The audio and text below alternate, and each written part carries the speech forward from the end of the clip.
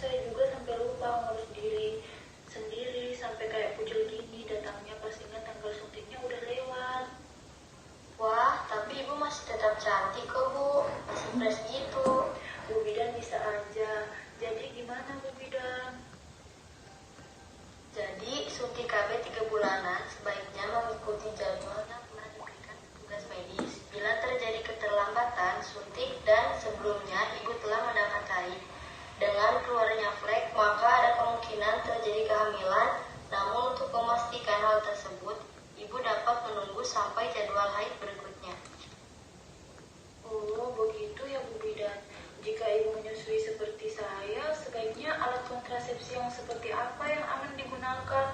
Dan apakah KB yang saya gunakan sekarang ini aman atau tidak ya Bu Bidan? Untuk ibu menyusui, lebih baik menggunakan alat kontrasepsi yang tidak mengganggu produksi ASI. Jenis alat kontrasepsi yang dapat ibu gunakan adalah IUD, implan, suntik KB 3 bulanan, serta kondom. Oh, begitu ya Bu Bidan. Apakah ibu cukup paham dengan yang saya jelaskan tadi, ibu?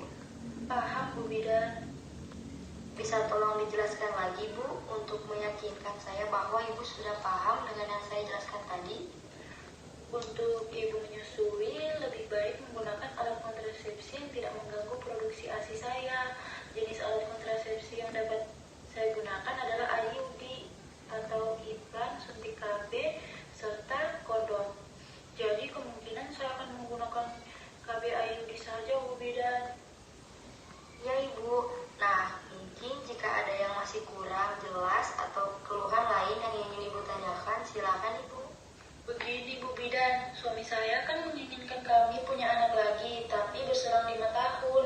Apakah KB IUD tadi cocok untuk hal itu Bu Bidan?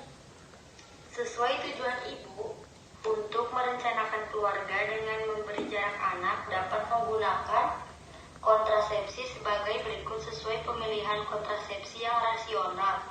IUD, suntikan, pil, susu, KB sebaiknya sebelum memilih kontrasepsi yang tepat agar berkonsultasi dengan tenaga kesehatan, dokter atau bidan dan mendapatkan pemeriksaan fisik. Begitu Ibu, apakah ada yang ingin ditanyakan lagi?